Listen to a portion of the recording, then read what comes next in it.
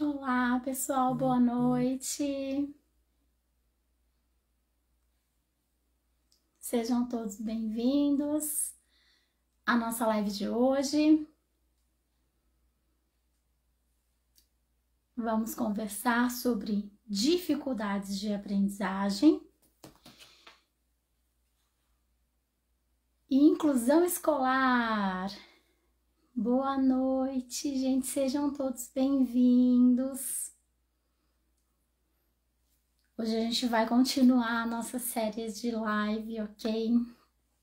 Letícia, beijo para vocês, boa noite.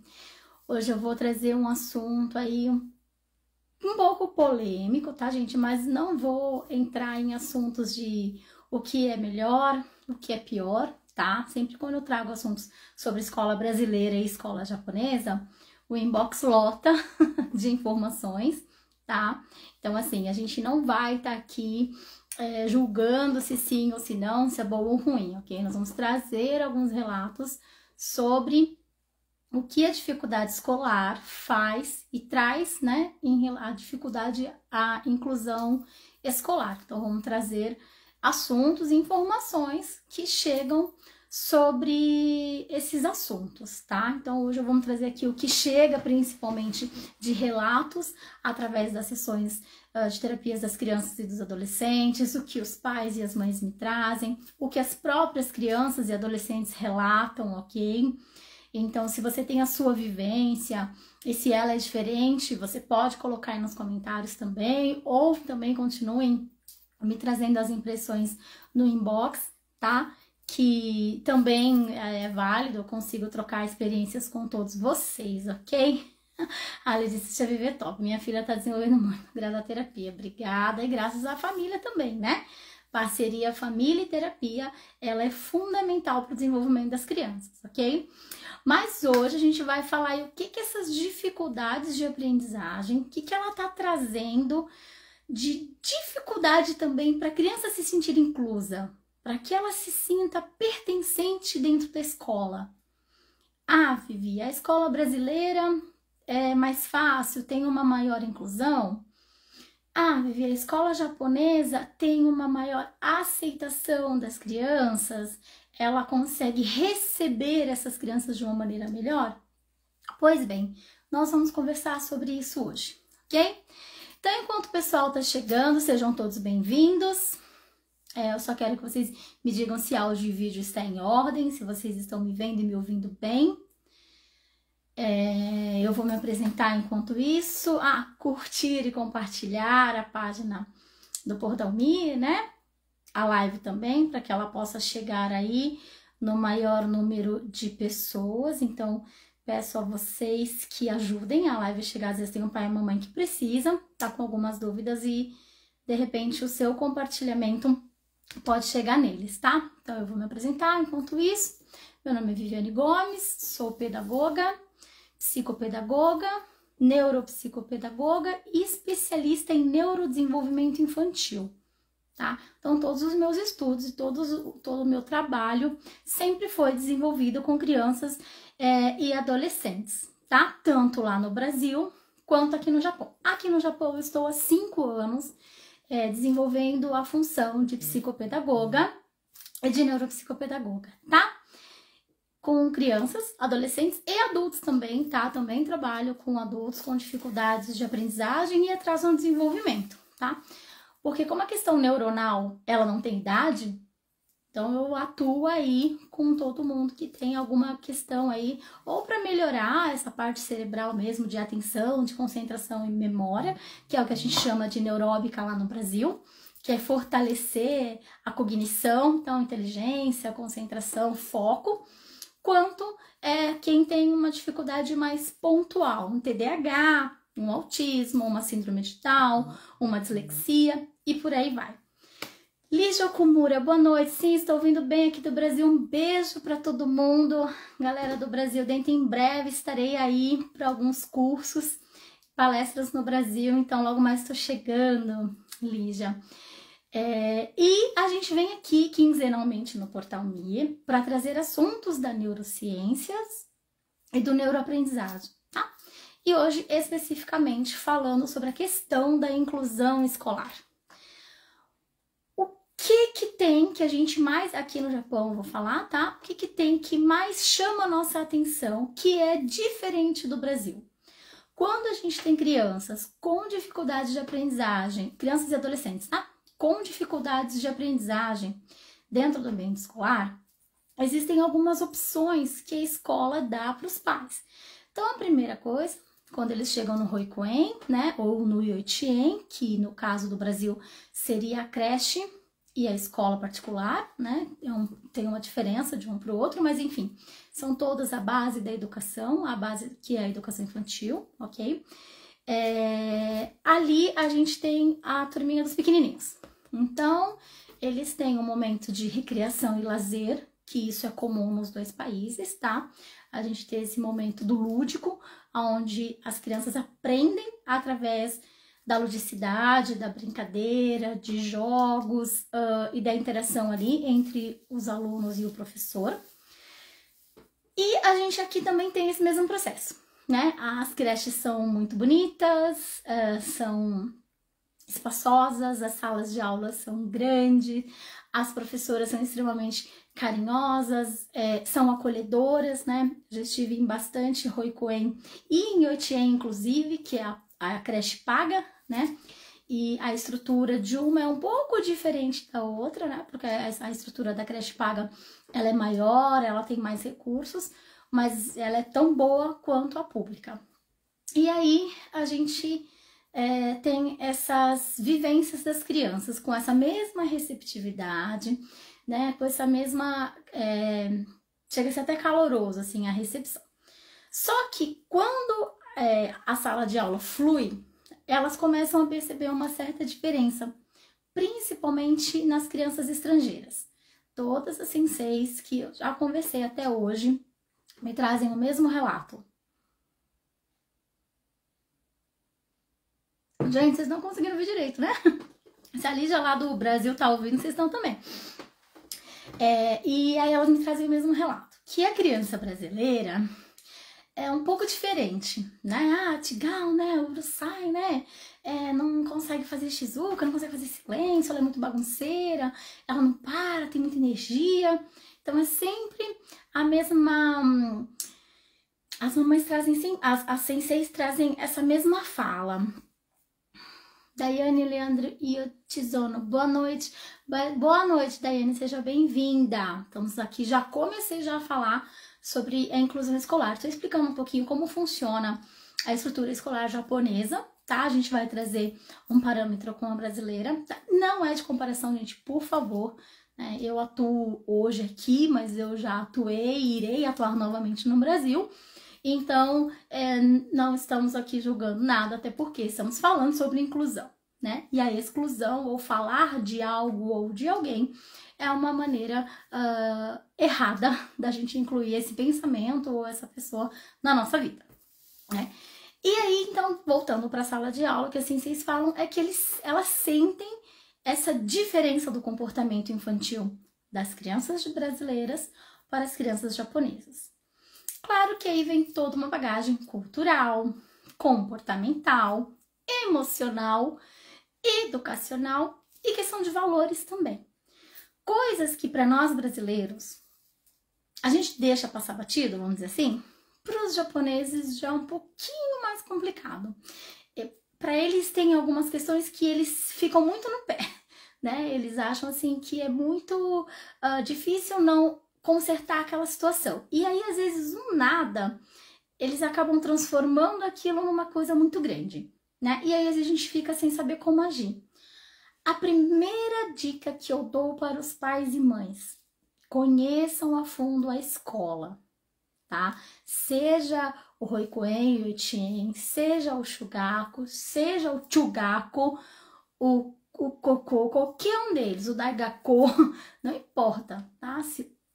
Procure saber o funcionamento dessa escola, como que são os professores, converse com outras mães, observe na hora que você chega para deixar a criança, na hora que você volta para buscar, como que é o comportamento do grupo, como que é o comportamento das crianças, como que essas professoras circulam dentro daquele espaço, tá? E isso também é válido, as mesmas orientações para a galera do Brasil, para a turma que está no Brasil, tá? Então, antes de você colocar o teu filho numa escola, é de extrema importância que você conheça aquele ambiente que você vai colocar seu filho, que você, não aqui, né, mas lá, que você pesquise qual é a metodologia de trabalho dessa escola, qual é a linha educacional que essa escola trabalha, se ela tem, de repente, para alguns pais isso faz muita diferença, tá? Uma questão de uma proposta religiosa, né? Ou se ela não tem. Então, tudo isso você tem que avaliar e analisar, porque você precisa saber qual é a base educacional, né? Aonde que você está colocando a sua escola? Que lugares de referência que você está deixando o teu filho? Por quê? Quando não tem esse movimento e a gente só coloca a criança e aí vai e fica, isso estou falando no Brasil, né, que a gente tem essa ainda oportunidade meio que de escolha, a gente depois não que fica refém, mas a gente fica ali naquele meio onde a criança já está introduzida, ela já está dentro daquele ambiente escolar, e aí de repente vocês começam a ter algumas questões com que a família não concorda, tá? Então, por isso que a primeira dica é: conheça a escola da sua criança, tá? Por que aqui no Japão é diferente, pessoal? Aqui as crianças estudam por bairro, principalmente o shogaku e o chugaku, né? Que seria de 1º ao 5º ano e do 5º ao 8º ano relacionado no Brasil. Aqui as crianças é por região. Então, se eu moro na região de Anjo, a escola disponível para essa minha criança vai ser na região de Anjo. Se eu moro em Nagoya, a escola dessa criança vai ser disponível ali na região de Nagoya. E assim por diante, tá? E aí a gente não tem muita opção de escolha, vamos dizer assim, né? Apesar de que vai até a escola, conhece, tem alguns que a gente tem a opção de ser uma cidade um pouquinho maior, que tem mais de um, consegue ir ver e optar pelo melhor ou não, ou o melhor é aquele que nos agrada, tá, gente? Porque ponto de vista, né, cada um tem o seu, então o que é melhor para um não é melhor para outro. Mas dentro daquilo que a família pretende ou espera, é importante que ela conheça essa escola. Como? Pergunte nas redes sociais, observe a entrada e saída de aluno, tente conversar com alguns pais que já estão lá, pesquise como que essa escola funcionava, né? Quais são as perspectivas para essa escola nos próximos anos, se tem atividade extra, se não tem, enfim. Dá uma vasculhada aí na vida escolar dessa escola para você saber onde você vai estar colocando a criança, tá? Feito isso, confiar, tá? É um outro fator importante para pais e mães. Confiar. Assim como no processo terapêutico, se não existe confiança entre o terapeuta e a família, a criança fica ali perdida, tá? Ela não consegue, às vezes, receber e assimilar tanto de informação, de estímulo que ela poderia fazer, se ela não sente essa segurança e não existe essa confiança entre família e terapeuta. Na escola é a mesma coisa, tá? Tenho muitos adolescentes, muitas crianças que não gostam, né, da escola. A gente, infelizmente, está enfrentando uma questão, assim, difícil na comunidade brasileira, de grande parte dos adolescentes não quererem mais ir para a escola e optarem pelo trabalho mesmo, né? Largar os estudos para optarem para o trabalho, porque é uma maneira deles terem um retorno financeiro e terem as suas conquistas iniciais, né? De uma maneira mais rápida. E para eles é mais fácil. Quando eu pergunto, mas você não acha que trabalhar, acordar de manhã, pegar o mucai, pegar o sogue, ir para a fábrica, trabalhar o tempo todo e voltar, você acha que isso não cansa mais do que pegar um livro, uma apostila e estudar? E a resposta que eu tenho é não. Eles acham que não, né? Claro, são imaturos, não têm vivência ainda, mas isso já são sentimentos que a gente não pode deixar que floresça nesses adolescentes, tá? E nessas crianças, porque eles começam a pegar uma desmotivação muito maior em relação à escola.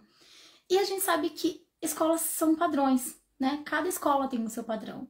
Então, se o padrão de aprendizado da escola que eu coloco meu filho é aquele metódico, é aquele que ele vai aprender, ele vai fazer o teste, ele vai ter o maro vermelho ou o maro azul, ele vai levar aquilo como correção, ou se o método da minha escola é deixa, eu não vou avaliar, eu não vou ficar no pé, eu não vou falar nada, porque essa criança segundo a escola, tá? Já tem essa dificuldade, então não adianta eu ensinar, não adianta eu orientar, porque não vai mudar, tá?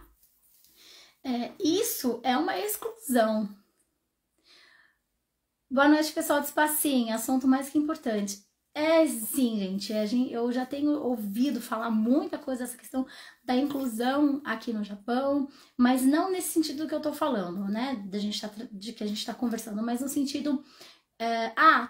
apresentou uma dificuldade, fez um teste, fez um VISC, fez qualquer avaliação aqui, a inclusão é meio que um pouco de exclusão, né? Então, ou vai para a sala especial e depois volta para a sala regular em alguns momentos de aula, ou então a criança fica dentro da aula, e isso é fato, ok? Eu já atendi mais de 100 crianças nesse Japão durante esses 5 anos, certamente mais de 100, e grande parte vem com as mesmas questões.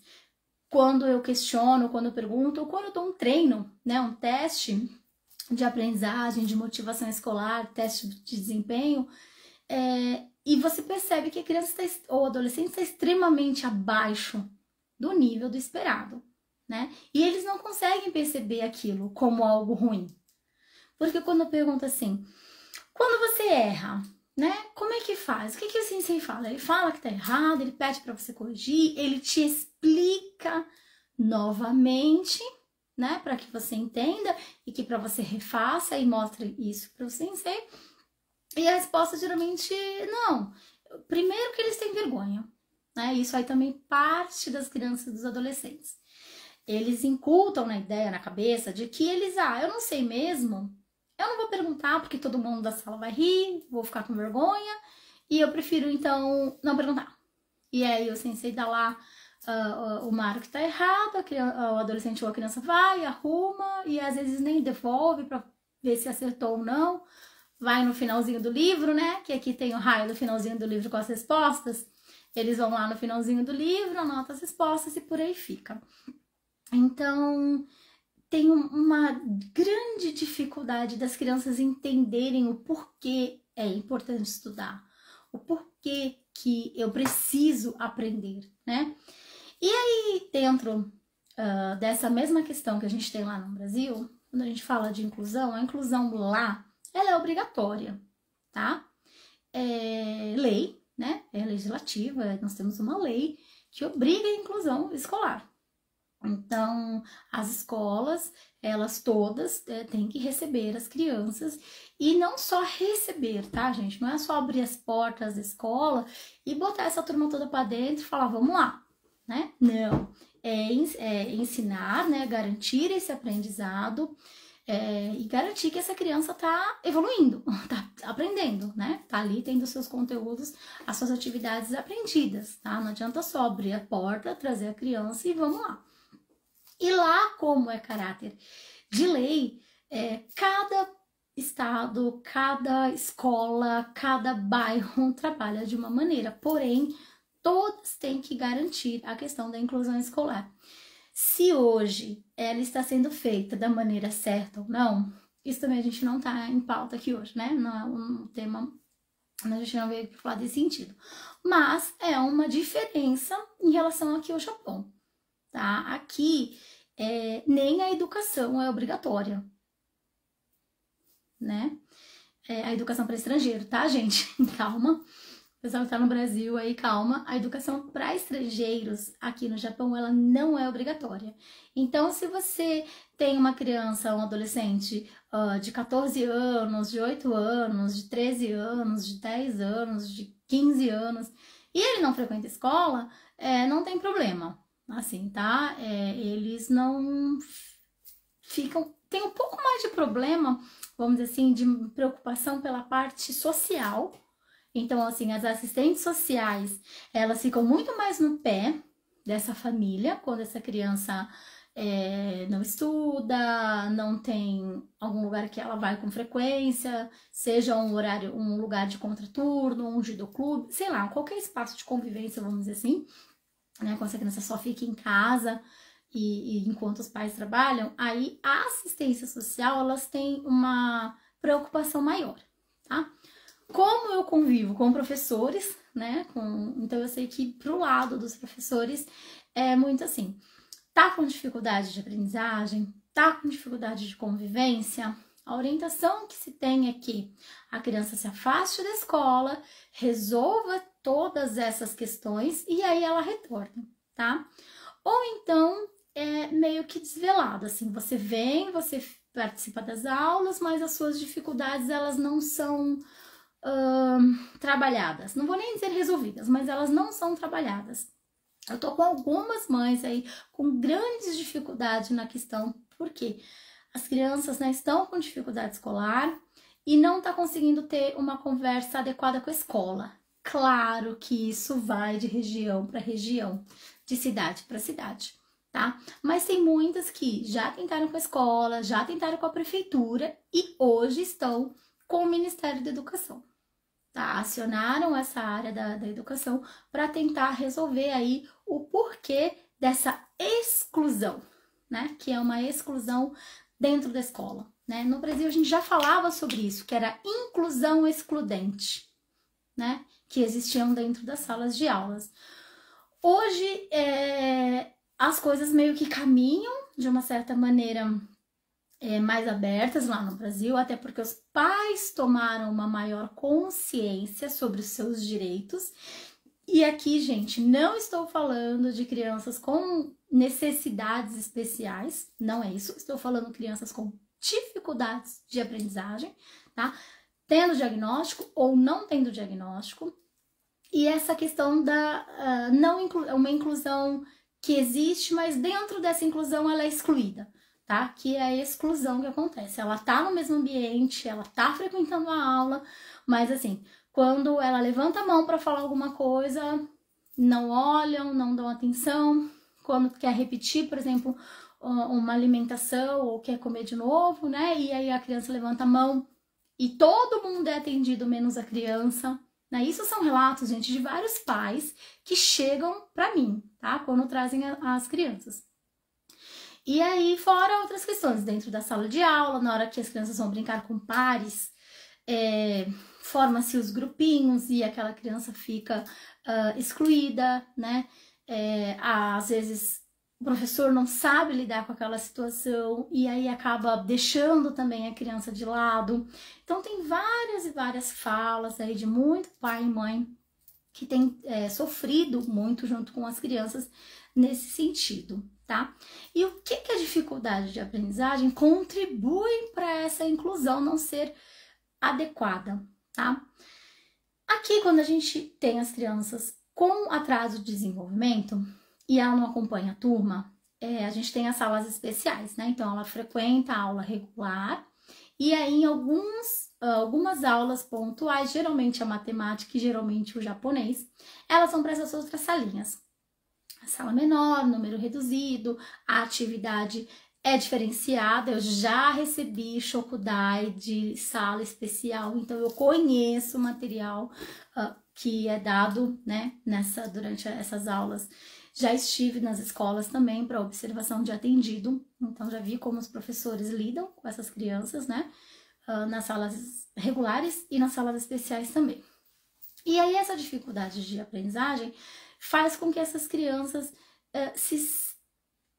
saiam da sala regular e vão para outra sala. E aí, quando ela retorna para a sala dela, já existe uma dificuldade de readaptação, mesmo que na mesma turma, tá? Então, ela é uma inclusão que existe até o momento onde todos falam, entre aspas, tá, a mesma língua. Porque aqui no Japão, né, tem várias línguas dentro da sala de aula, o que também é um grande desafio para os senseis. Tá? Os professores aqui, eles têm um grande desafio dentro da sala de aula de conseguir lidar com toda essa diversidade e todas essas nacionalidades dentro de uma única sala de aula e por vezes os professores trabalham sozinhos. Então, são 30, 35 alunos dentro de uma sala, e aí ele não consegue dar conta de toda a demanda, né, de tudo aquilo que a sala de aula precisa desse professor. Ele tem que dar conta dos conteúdos, daquela quantidade enorme de kanjis, do aprendizado em todas as áreas, e ainda assim conseguir lidar com essas situações. E aí a gente sabe que para alguns japoneses fica um pouquinho mais complicado. E aí eles viram como a sala de apoio, né? Essa sala para as crianças em sala especial como uma sala de apoio que serve para a criança que está em atraso de aprendizagem, a criança que não está conseguindo acompanhar essa turma, ela frequenta essas salinhas, faz ali o seu...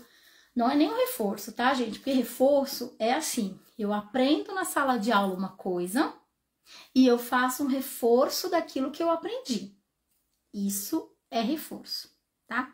As salas de aulas separadas, as salas especiais, elas ensinam aquilo que eles não conseguiram aprender na sala regular, tá? De uma maneira um pouco menor, porque o conteúdo abordado, às vezes ele demora, dependendo da escola também, tá, gente? Mas geralmente ele demora uma semana para ser desenvolvido um conteúdo inteiro, né? Então, teve mãe que já chegou e falou assim, nossa, o Shokudai é o mesmo Shokudai a semana inteira. Quanto não consegue fazer exatamente do jeito que o sensei quer, a folha não muda. Shokudai são as lições de casa, tá? As folhas não mudam.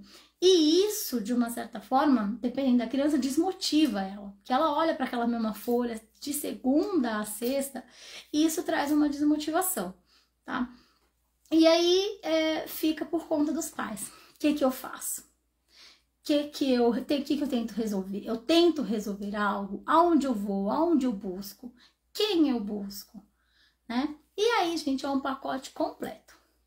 É ajudar essa criança, é ajudar esse adolescente a melhorar diante de suas dificuldades, é buscar sim informação e auxílio na escola, conversa com o professor, conversa com o diretor, equipe gestora. Tem algumas escolas que a conversa com o professor é um pouco mais difícil, mas tem algumas que é super fácil, tem professores, tem escolas que são extremamente receptivas, não chega assim para conversar, às vezes vai equipe terapêutica, vai fono, vai psicóloga, vai a neuropsicopedagoga, eles nos recebem sim de uma maneira muito carinhosa e se preocupam sim, se percebe ali na fala, eles querendo saber como fazem, como podem fazer para ajudar, se tem dica de material, o que pode fazer, né, para atender melhor aquela criança, aquele adolescente. E isso na escola brasileira também, tá? A gente também tem essa receptividade, também vai depender do professor, vai depender da equipe gestora, e vai depender muito da relação que essa família tem com essa escola, tá? Isso também é um fator aí, ó, importante para vocês estarem atentos. Então, a família que é participativa, a família que vai nos ondokais, as famílias que vai no Happyokai, a família que está presente nas atividades festivas da escola, que manda a criança, né, com o uniforme que a escola pede, com o material que a escola pede. Então, tudo essa organização externa, ela é bem vista perante os japoneses. Lembra que eu falei lá no comecinho da live? Questão cultural? Então, questão cultural interfere na minha dificuldade de aprendizagem, que interfere na minha inclusão escolar, tá? Ele fica uma espiral aí. E aí, se eu tenho uma família, né, que tem essa preocupação, porque a gente se ocupa de fazer essas coisas para as crianças, para ela ir para a escola no dia seguinte de uma maneira genki, de uma maneira legal, sugoi, de uma maneira boa, muito provavelmente ela vai ter uma aceitação melhor, tá? Quando isso não acontece, às vezes a criança se sente perdida, não pertencente àquele grupo. E aí isso, mesmo que a gente tente fazer uma inclusão, ela mesmo vai se afastando do grupo. Que também acontece, tá, gente? A gente promove uma inclusão escolar, a gente promove um espaço de acolhimento, a gente enquanto professores, tá? A gente promove um ambiente saudável, mas a criança está com questões particulares. Ela está com lá as questõezinhas dela que precisam ser resolvidas. E aí ela não vai se sentir bem, não só no ambiente da escola, tá? E aí vai ser em qualquer lugar. Então a gente também tem que parar para pensar e ver qual lado que tá pegando, sabe? Assim, qual lado desses aí que tá pegando com a minha criança, com o meu adolescente. O que eu não consigo fazer sozinha enquanto pai e mãe? Isso é um outro ponto importantíssimo, tá? Que também fala sobre a dificuldade escolar. Porque quando a gente fala de dificuldade escolar, dificuldade de aprendizagem, é todo o entorno. Não é só o cérebro daquela criança e daquele adolescente que tá me trazendo a informação, mas é todo o entorno. E isso faz com que ele melhore ou ele piore no seu rendimento escolar. Então a gente precisa estar atento o que eu tô cobrando dessa criança e desse adolescente e o que eu tô oferecendo para essa criança e para esse adolescente. O que ele tá me retornando de bom, de positivo? Ele tá, primeiro, né? Ele tá me retornando alguma coisa de boa, de positiva? Ou ele tá me retornando só coisas ruins, né? Só queixas da escola, só queixa de amigos, queixa dos parentes. Os professores estão sempre falando que não fez isso ou que fez aquilo, a escola tá me ligando, o que tá acontecendo, né? E colocar isso numa balança. Quando a gente consegue avaliar, né, e começa a perceber o que está acontecendo com esse meu filho e os professores, né, por sua vez, com seus alunos, é muito mais fácil o diálogo acontecer. É muito mais fácil a troca de informação e interação escola e família acontecerem, tá? Só que para isso a gente tem que estar predisposto, tem que estar disposto a olhar, ter um olhar de fora sobre aquela situação, sobre a escola, sobre o professor, sobre a direção, sobre a minha criança e sobre a minha família, tá? Quando eu tenho esse olhar de fora e eu consigo perceber que alguma coisa aí, né, da engrenagem não tá, as peças da engrenagem não estão funcionando muito bem, eu consigo ter uma luz melhor para conseguir auxiliar e ajudar efetivamente essa criança e esse adolescente, tá? Então, quando a gente fala de inclusão lá no Brasil, tem uma luta muito forte, né? Da gente conseguir levar essas crianças com dificuldade de aprendizagem para dentro de uma sala de aula regular. Esse sistema que hoje nós temos aqui no Japão, a gente tinha no Brasil há muito tempo. Então, nós tínhamos, e ainda tem algumas, né? As escolas especiais, tipo a PA e algumas outras, né? A gente ainda tem lá algumas escolas que são específicas para o desenvolvimento de crianças com necessidade especial. E a gente tinha as escolas regulares e dentro da escola uma sala de aula, né? Específica para as crianças. Então, assim, ela estava no mesmo prédio, no mesmo endereço, no mesmo lugar, mas a sala de aula era diferente e as atividades, os exercícios eram também trabalhados diferentes. Trabalhar de forma diferente é uma coisa, agora você fazer diferente é outra, né? Aqui no Japão a gente tem esse sistema, né? Então, às vezes a criança vem para a sala regular, vai para a sala especial, volta para a sala regular, ou então, dependendo do atraso do desenvolvimento dessa criança, se ela tem uma questão de diagnóstico, a gente tem as escolas especiais, né? Aqui no Japão a gente tem as escolas onde a gente tem mais professores por criança, né? Então o número da sala de aula é reduzido e a gente tem mais professores para estar trabalhando ali com aquela turma. Em relação à estrutura, a estrutura escolar do Japão é maravilhosa. Então, assim, as salas de aula são enormes, apesar de algumas coisas um pouco mais antigas, mas muitas salas de aulas grandes, espaçosas. As crianças têm recursos, as crianças têm material, a estrutura, o ambiente é sempre muito limpo, sempre muito organizado, até porque é cultural das crianças fazerem o SOD, fazerem a limpeza, né, das salas de aula. Então, assim, eles começam a ter já essa noção do cuidado com o patrimônio, do cuidado com aquilo que eles têm e com o cuidado naquilo onde eles vivem. E isso eu acho extremamente bacana, né? Já no Brasil a gente tem uma cultura um pouco diferente, né? Das salas de aula, de organização de pátio, de quadra, de parque, enfim. Cada país aí com sua especificidade, tá? Mas o que vale lembrar é que todas essas dicas que eu dei, ela independe do tipo de escola. Escola brasileira, escola japonesa, sediadas aí no Brasil ou sediadas aqui no Japão, não importa, né? Se a gente consegue pegar essas dicas, ter essa ideia, saber como tudo isso funciona, a gente consegue chegar muito mais fácil, de maneira muito mais real, nessa minha criança e nesse meu adolescente. E aí eu consigo sim diminuir essas dificuldades de aprendizagem, tá? E aí essa parte da inclusão, ela meio que se torna natural, vamos dizer assim. Acho que é mais ou menos isso, né? Quando as crianças se sentem participantes daquilo que eles estão fazendo, da construção daquele conhecimento, daquele ambiente que ela vive, ela se sente parte daquilo e é onde o melhor dela sai. E outra dica, tá na escola, não tá gostando, Vivi, já fiz tudo isso, já fui, já conversei, já olhei, já vi como é a escola, já falei com outros pais, eu pergunto pra minha criança, ela não gosta, meu adolescente não gosta, o que eu faço? Mude, né? Sei que mudanças são, é ruim, mas você muda a criança de uma escola para outra, também você não vai ficar cada ano letivo enfiando a criança numa escola, não é isso. Mas você fazer manutenção de sofrimento é tão ruim quanto você ter que trabalhar com as mudanças, tá?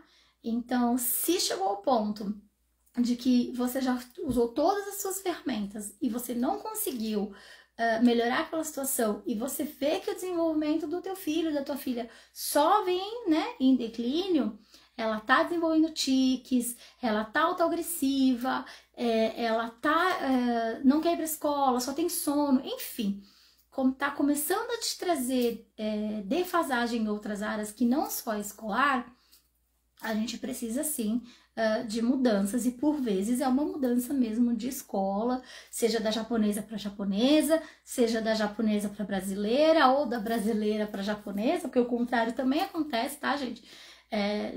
Atendi bastante criança que estava na escola brasileira e que foi para a escola japonesa e que conseguiu se desenvolver muito bem também, tá? Então, como eu falei, não é questão de julgamento, não é a melhor ou a pior, a brasileira é melhor que a japonesa, não é isso. Eu acho que quando a gente avalia de uma maneira certa, diante daquilo que aquela família quer, diante daquilo que aquela família pretende, as escolhas elas são mais assertivas, tá? E não tenha medo, se aquilo é mais prejudicial do que algo bom, não tem o porquê da gente continuar, né, e manter a criança e adolescentes nessas situações, ok? Gente, eu espero que vocês tenham gostado da live de hoje, já me estendi um pouco além. Nós vamos continuar falando sobre dificuldades de aprendizagem. Hoje a gente falou sobre a inclusão e a exclusão escolar que existe, né? Quanto mais eu apresento dificuldade escolar, mais eu me fecho, mais eu fico quietinha diante daquele ambiente da escola. Então, por mais que os espaços sejam incluentes, eles me incluam dentro deles, eu, de repente, devido às minhas dificuldades de aprendizagem, não consigo me expor, não consigo falar, não consigo participar, não consigo fazer amigos, tá? E isso tudo torna cada vez mais difícil a convivência dentro do ambiente da escola. Tá? Então, nem sempre a gente tem que esperar só do lugar, né? Do ambiente, o ambiente escola que tem que fazer.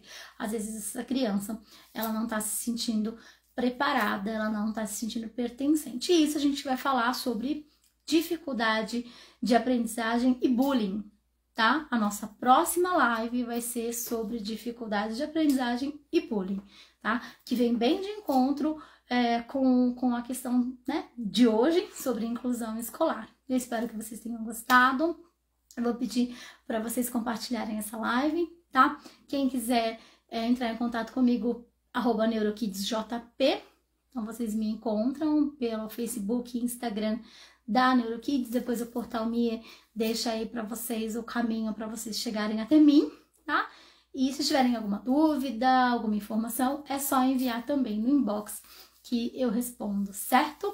Boa quinzena para vocês. Eu apareço aqui de 15 em 15 dias, tá? Uma próxima live que eu vou trazer aí pra gente, chegando à reta final sobre as lives de dificuldades de aprendizagem que foram feitas o ano inteiro, né? Dificuldade de aprendizagem e algum item. E na próxima quinzena vamos falar sobre bullying, ok? Boa noite, boa semana para todos. Espero que tenham dias bons nas semanas que está por vir. E eu aguardo vocês na nossa próxima live. Tchau, tchau!